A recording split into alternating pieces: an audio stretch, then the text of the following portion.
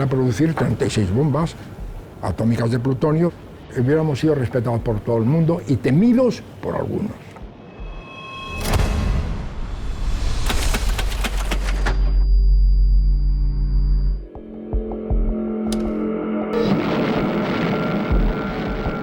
En 1945 las explosiones en Hiroshima y Nagasaki sacudieron al mundo. De repente todos querían hacerse con una bomba atómica y la dictadura de Franco no iba a ser menos. Eran los años duros de la posguerra, de las cartillas de racionamiento y del aislamiento, y Franco quería su bomba para dar un puñetazo en la mesa internacional. Muy poca gente lo sabe hoy en día, ni siquiera dentro del estamento militar, pero Franco estuvo a punto, muy cerca, de conseguir su propia bomba atómica, su propio arsenal nuclear.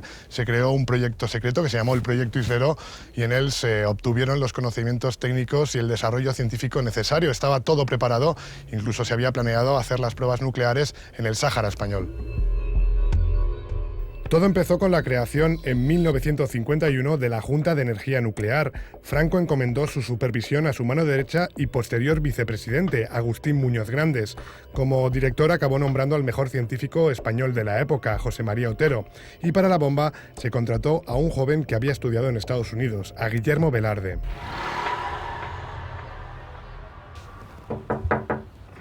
Señor Velarde, ¿qué tal? Soy Dani Campos. Muy bien. ¿Cómo está? Guillermo Velarde tiene ya más de 80 años, pero sigue siendo uno de los científicos españoles con mayor proyección internacional. Es todo una eminencia en el campo de la física nuclear y se ha codeado con varios de los más importantes premios Nobel del siglo XX. Su carrera empezó cuando Otero le ordenó volver de Estados Unidos para hacerle el encargo que iba a cambiar su vida.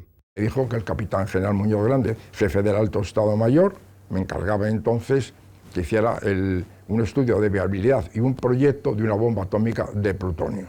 ¿Por qué era necesario mantener este proyecto en secreto? Bueno, porque si no se mantiene en secreto, los americanos habían presionado violentamente al principio, claro. ¿No? Terminé de hacer el proyecto pues en diciembre del 64, casi 2 años. Entonces, una copia se mandó a la Casa Militar del Generalísimo, que contestó recibido y nada más. Señor Velarde, ¿España tenía capacidad entonces para producir plutonio que sirviese para bombas? Bueno, entonces con Vandellós sí. Porque Vandellós hubiese servido para producir plutonio y energía eléctrica. El proyecto nuclear español tenía 3 epicentros. En el norte estaba la primera central de Vandellós, en Tarragona, destinada a producir el plutonio enriquecido necesario para las bombas. Todo el desarrollo científico y técnico tenía lugar en Madrid, en medio de la ciudad universitaria, y por último se planeó realizar las pruebas nucleares en el Sáhara español, unos ensayos presupuestados en 8.700 millones de pesetas. Estaba todo preparado. Bueno, la idea era producir 36 bombas atómicas de plutonio, de las cuales 8 se reservarían para que fueran la iniciadora o la primera etapa de unas bombas termonucleares. Este es el actual CIEMAT, el Centro de Investigaciones Energéticas, Medioambientales y Tecnológicas, construido sobre la antigua Junta de Energía Nuclear. Aquí es donde se desarrolló la bomba de Franco. Y aquí es donde trabajaba Guillermo Castañeda, un ingeniero que recuerda algunas anécdotas de la época que me parecen casi imposibles de creer. Cuando entré, pues me vendieron la idea del famoso barril, ¿no? Dijeron, hombre, tú pareces muy responsable, te vas a encargar del barril y tal. Y yo pues creí que el barril era en argot. Digo, bueno, esto será el argot nuclear que utilizan, aquí será una cámara corazada con tal. Y luego resulta que era un barril de verdad, un barril de vino, lo único que está forrado de plomo por dentro. Y allí estaban las pastillas, que es como un alcacese, imagínate una pastilla alcacese, y eran las muestras radiactivas, ¿no? De isótopos radiactivos, que creo que era cesio 60, creo recordar.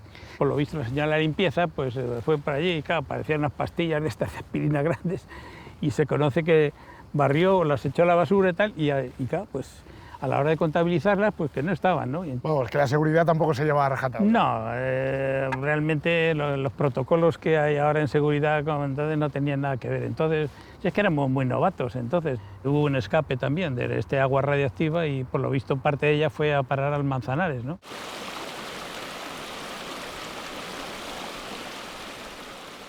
Checho Yoldi es periodista. En la década de los 90, cuando trabajaba en el diario El País, consiguió destapar un escándalo largamente silenciado.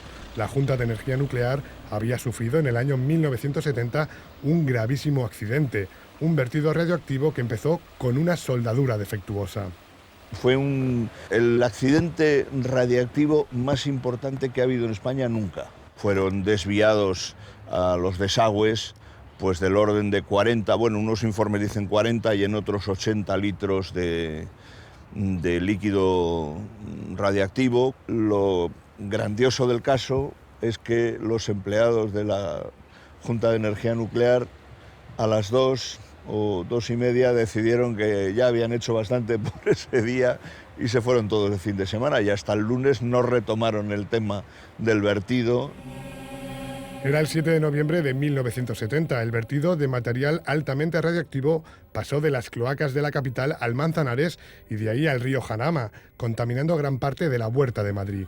Pero la cosa no quedó ahí. El material radioactivo siguió su curso hasta el Tajo y, tras cruzar a Portugal, acabó desaguándose en el Atlántico a la altura de Lisboa. Encontramos a hortelanos de toda la cuenca del Manzanares y del Jarama, como esta que estamos aquí, y entonces pues ahí nos dijeron que pues parte de la cosecha pues ellos las habían vendido tranquilamente en el mercado central de Madrid, con el riesgo que tenía, porque claro, la consumieron los madrileños, claro. Y se supone que estaban contaminadas. Y estaban tremendamente contaminadas, sí.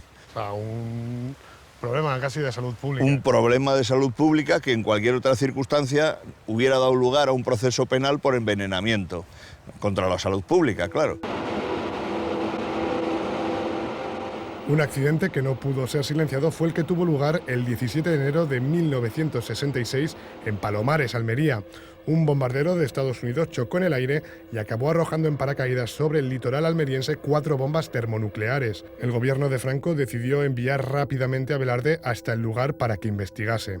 Durante una inspección visual en la zona, el profesor Velarde vio algo inusual, una esponjilla ennegrecida.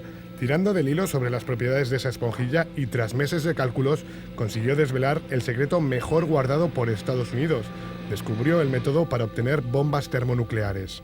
El año 1966, entonces, España era el 5º país del mundo con conocimiento del método Anteller para las bombas termonucleares. Por ese motivo, entonces Muñoz Grande dijo, hombre, aunque el generalísimo se opone a que desarrolle el proyecto Hilero, con este nuevo descubrimiento vamos a ver si lo convencemos. Tras conseguir desvelar el secreto de Estados Unidos, a Velarde solo le quedaba una misión: convencer definitivamente a Franco para empezar a producir las bombas.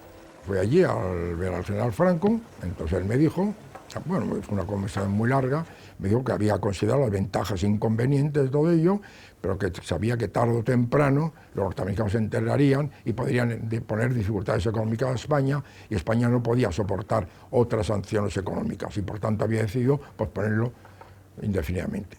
El miedo de Franco a Estados Unidos tenía una base real, y es que a pesar del secretismo, la CIA ya tenía en su punto de mira el proyecto nuclear español.